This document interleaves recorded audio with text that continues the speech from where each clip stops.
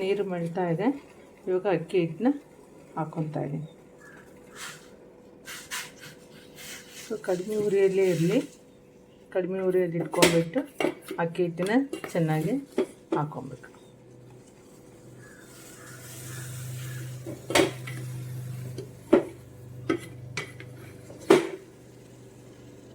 So ಈಗ ಅಕ್ಕಿ ಹಿಟ್ಟನ್ನ ಹಾಕೊಂಡು ಅದು ಒಂದು 2 ನಿಮಿಷ ಬೇಯಬೇಕು. ಅಕ್ಕಿ ಹಿಟ್ಟು ಬರೀ ಬೇಯ್ತಾ ಇರಲಿ. ಸೊ ಒಂದು 2 ನಿಮಿಷ ಆದಮೇಲೆ ಮಿಕ್ಸ್ ಮಾಡೋಣ. ಸೊ ಇವಾಗ 2 ನಿಮಿಷ ಚೆನ್ನಾಗಿ ಬೆಂದಿದೆ. ಇವಾಗ ನೀವು ನಿಮ್ಮ ಮನೇಲಿ ಏನಿರುತ್ತೋ ಅದನ್ನು ಯೂಸ್ ಮಾಡಿ. ನಾನು ಇಲ್ಲಿ ಸ್ಪೂನ್ ಯೂಸ್ ಮಾಡಿಬಿಟ್ಟು ತಿರುಗಿಸ್ತಾ ಇದ್ದೀನಿ. ಸೊ ಇದನ್ನು ಮುದ್ದೆ ಅದಕ್ಕೆ ಇವಾಗ ಚೆನ್ನಾಗಿ ತಿರುಗಿಸ್ಕೊಬೇಕು. ಇವಾಗ ಫುಲ್ ಕಂಪ್ಲೀಟಾಗಿ ಇದನ್ನು ಇದೇ ಥರ ಮುದ್ದೆ ಅದಕ್ಕೆ ಕಮ್ಮಿ ಉರಿಯಲ್ಲಿ ಇಟ್ಕೊಂಬಿಟ್ಟು ಸಿಮ್ಮಲ್ಲಿ ಇದೆ ನೋಡಿ, ಸಿಮ್ಮಲ್ಲಿ ಇಟ್ಕೊಂಡ್ಬಿಟ್ಟು ಹೀಗೆ ಕಂಪ್ಲೀಟಾಗಿ ಇದನ್ನ ಹದ ಮಾಡ್ಕೊಬೇಕು. ಇವಾಗ ಇದು ಆಗಿದೆ. ಇದನ್ನು ನಾವು ಕೆಳಗಡೆ ಇಳಿಸ್ಕೊಂಬಿಟ್ಟು ಹಿಂಗೆ ಕಂಪ್ಲೀಟಾಗಿ ಸಾಫ್ಟಾಗಿ ಬರಬೇಕು. ಗಂಟೆ ಆಗಿರಲ್ಲ ಸಪೋಸ್ ಆದ್ರೂ ಇವಾಗ ಗಂಟೆಲ್ಲ ಹೊಡ್ಕೊಂಬಿಟ್ಟು ನೀಟಾಗಿ ಇಟ್ಟು ಮುದ್ದೆ ಅದಕ್ಕೆ ಬರಬೇಕು. ಆ ಥರ ಕಂಪ್ಲೀಟಾಗಿ ಮತ್ತು ಸ್ಪೂನಲ್ಲೇ ಸಾಫ್ಟ್ ಮಾಡ್ಕೊಳ್ಳಿ. ಸೊ ಇವಾಗ ಇದಾಗಿದೆ, ಸಾಫ್ಟಾಗಿದೆ, ಏನು ಗಂಟೆಲ್ಲ ಬಂದಿಲ್ಲ. ಸ್ಟವ್ ಆಫ್ ಮಾಡಿ ಕೆಳಗಡೆ ತಣ್ಣಗಾಗಲಿಕ್ಕೆ ಇಳಿಸ್ತಾ ಇದ್ದೀನಿ. ಅದನ್ನು ಒಂದು ಪಾತ್ರೆ ಬಾಣಲಿಗೆ ಒಂದು ಹಾಕ್ಕೊತಾ ಇದ್ದೀನಿ. ಒಂದು ಬೌಲ್ ಹಾಕ್ಕೊಂಡು ಮಿಕ್ಸ್ ಮಾಡ್ಕೊಬೇಕು. ಕಂಪ್ಲೀಟಾಗಿ ಸಾಫ್ಟಾಗಿ ಮುದ್ದೆ ಥರ ಇದೆ. ಇದಕ್ಕೆ ತುಂಬ ಜಾಸ್ತಿ ಹಿಟ್ಟು ಹಾಕ್ಕೊಂಬೇಡಿ, ಸ್ವಲ್ಪನೇ ಹಿಟ್ಟು ಹಾಕ್ಕೊಳ್ಳಿ. ಜಾಸ್ತಿ ಹಿಟ್ಟು ಹಾಕಿ ಮಿದಿಯೋದ್ರಿಂದ ಅದು ರೊಟ್ಟಿದು ಟೇಸ್ಟು ಹೊರಟೋಗುತ್ತೆ. ಸ್ವಲ್ಪನೇ ಹಿಟ್ಟು ಹಾಕ್ಕೊಂಡು ಈ ಥರ ಚಪಾತಿ ಅದಕ್ಕೆ ನಾವು ಮಿತ್ಕೊಳ್ಬೇಕು. ನೋಡಿಕೊಂಡು ಸ್ವಲ್ಪನೇ ಹಿಟ್ಟನ್ನು ಹಾಕ್ಕೊಂಡು ನೀಟಾಗಿ ಮಿತ್ಕೊಬೇಕಾಗುತ್ತೆ. ಇದನ್ನ ಮಿತ್ಕೊಂಡ್ಬಿಟ್ಟು ಚಪಾತಿ ಮಾಡ್ತೀವಿ, ಚಪಾತಿ ಲಟ್ಟಿಸ್ತೀವಿ, ಚಪಾತಿ ಪೂರಿ ಅದಕ್ಕೆ ತೊಗೊಂಡು ಬರಬೇಕು.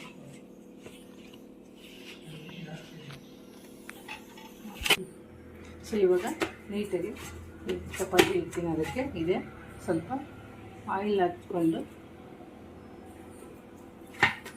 ಇನ್ನೂ ಸ್ವಲ್ಪ ಕಂಪ್ಲೀಟಾಗಿ ಇದು ಮಾಡಿ ಇಟ್ಟರೆ ಪರ್ಫೆಕ್ಟಾಗಿ ಇವಾಗ ರೊಟ್ಟಿ ಅದಕ್ಕೆ ಬಂದಿದೆ ಫ್ರೆಂಡ್ಸ್ ನೋಡಿ.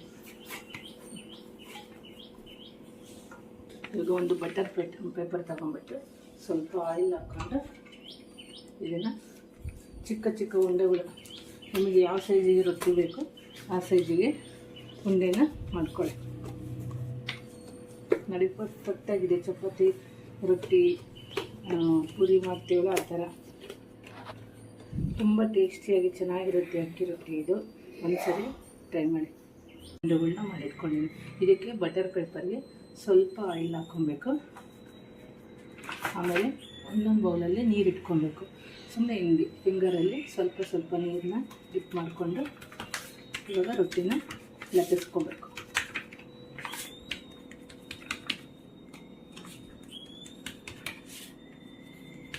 ಅಂಚನ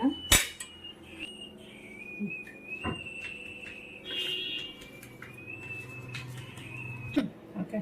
ಇವಾಗ ತವ ಕಾದಿದೆ. ಸ್ವಲ್ಪ ಆಯಿಲ್ ಹಚ್ಕೊಂಡ್ಬಿಟ್ಟು ತವಾಗೆ. ಆಯಿಲ್ ಆಪ್ಷನಲ್ಲ, ನೀವು ಯೂಸ್ ಮಾಡೋದಾದರೆ ಮಾಡಿ, ಬೇಡ ಅಂದ್ರೂ ಓಕೆ, ರೊಟ್ಟಿ ಚೆನ್ನಾಗಿ ಬರುತ್ತೆ. ನಾನಿಲ್ಲಿ ಸ್ವಲ್ಪ ಲೈಟಾಗೆ ಆಯಿಲ್ ಹಚ್ತಾ ಇದ್ದೀನಿ.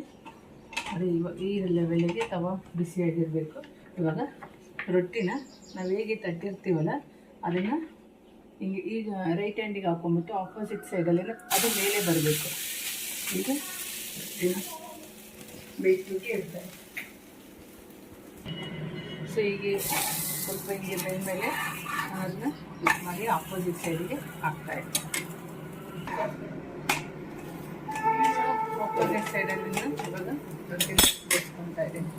ತುಂಬ ಸಾಫ್ಟಾಗಿರುತ್ತೆ. ಇದು ಮಕ್ಕಳಿಗೆ ಲಂಚ್ ಬಾಕ್ಸಿಗೂ ಸಹ ಹಾಕ್ಬೋದು. ರೊಟ್ಟಿ ಏನು ಗಟ್ಟಿ ಆಗೋದಿಲ್ಲ. ಬಿಸಿದ್ರಲ್ಲಿ ಹೇಗಿರುತ್ತೋ ಅದೇ ಥರ ಇರುತ್ತೆ ಫ್ರೆಂಡ್ಸ್. ಸೊ ಇವಾಗ ಕಂಪ್ಲೀಟಾಗಿ ರೊಟ್ಟಿ ಕುಕ್ ಆಗಿದೆ. ಸೊ ಇವಾಗ ಮತ್ತೆ ಒಂದು ರೊಟ್ಟಿ ರೆಡಿಯಾಗಿದೆ. ಇದನ್ನು ಇದರಲ್ಲಿ ಹಾಕ್ಕೊಂಡು ಸೊ ಬಟರ್ ಪೇಪರಿಂದ ತಗೊಂಡ್ಬಿಟ್ಟು ಮತ್ತು ಲೆಫ್ಟ್ ಹ್ಯಾಂಡಲ್ಲಿ ಹಾಕ್ಕೊಂಡು ಸೊ ನಿಮಗೆ ಸ್ವಲ್ಪ ಸ್ವಲ್ಪನೇ ತೊಗೊಂಬಿಟ್ಟು ಜಾಸ್ತಿ ನೀರು ಹಾಕ್ಕೊಬಾರ್ದು. ಒಂದೇ ಫಿಂಗರಲ್ಲಿ ಸ್ವಲ್ಪ ಸ್ವಲ್ಪನೇ ನೀರನ್ನ ಡಿಪ್ ಮಾಡ್ಕೊಬೇಕು. ಡಿಪ್ ಮಾಡಿಕೊಂಡು ಆಯಿಲ್ ಸ್ವಲ್ಪ ಬಟರ್ ಪೇಪರ್ಗಷ್ಟೇ ಹಚ್ಚಿರ್ತೀವಿ, ಮತ್ತೆ ಮತ್ತೆ ಆಯಿಲ್ ಹಾಕೋದಿಲ್ಲ. ವಾಟ್ರಲ್ಲಿ ಮಾತ್ರ ಫಿಂಗರಲ್ಲಿ ಡಿಪ್ ಮಾಡ್ಕೊತಾ ಇರ್ತೀವಿ. ನೀವು ಯಾವ ಸೈಜಿಗೆ ನಿಮಗೆ ರೊಟ್ಟಿ ಬೇಕೋ ಆ ಸೈಜಿಗೆ ಮಾಡ್ಕೊಬೋದು. ಮತ್ತೆ ಮತ್ತೆ ಹಾಕ್ತಾಯಿದ್ದೀವಿ. ರೊಟ್ಟಿ ತುಂಬ ಸಾಫ್ಟಾಗಿ ಬಂದಿದೆ. ಈಗ ನಾನು ತೆಂಗಿನಕಾಯಿ ಚಟ್ನಿ ಮಾಡಿದ್ದೀನಿ. ಚಟ್ನಿ ಜೊತೆಗೆ ನೋಡಿ ಎಷ್ಟು ಸಾಫ್ಟಾಗಿದೆ. ಲಂಚ್ ಬಾಕ್ಸಿಗೆ ಹಾಕಿರೋದು ಇದೇ ಥರನೇ ಇರುತ್ತೆ ಫ್ರೆಂಡ್ಸ್, ತುಂಬ ಸಾಫ್ಟಾಗಿರುತ್ತೆ.